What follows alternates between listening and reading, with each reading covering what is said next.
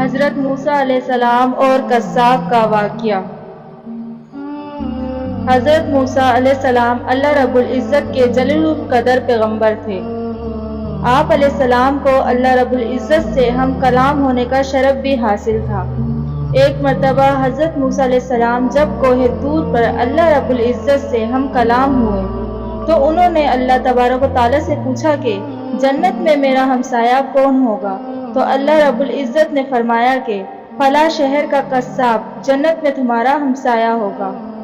حضرت موسیٰ علیہ السلام کو یہ سن کر بڑا تعجب ہوا کہ وہ قصاب آخر ایسا کون سا عمل کرتا ہے جس سے اس قصاب کو اتنا بڑا رتبہ حاصل ہوا۔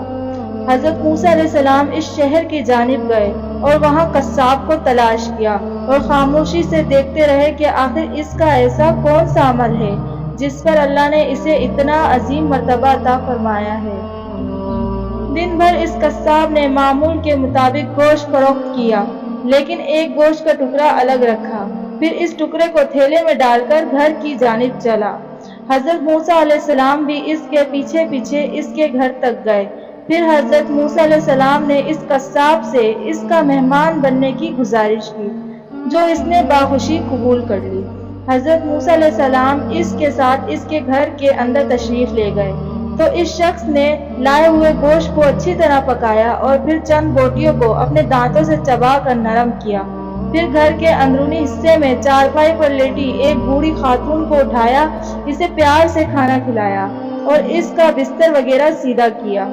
پھر اس بوڑھی خاتون نے اس قصاب کے کان میں کچھ کہا جس پر وہ مسکرا دیا۔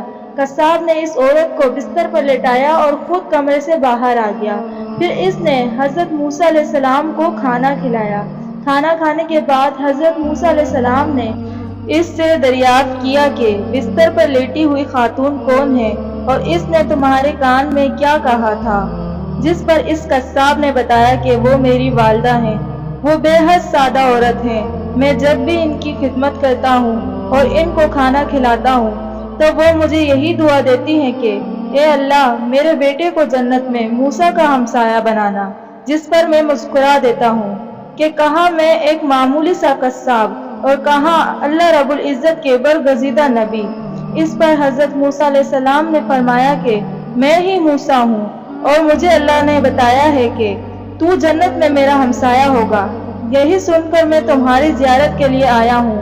اللہ رب العزت سے دعا ہے کہ ہمیں بھی اپنے والدین کی خدمت کرنے کی توفیق دے اور ان کی دعائیں ہمارے حق میں قبول فرمائے، آمین۔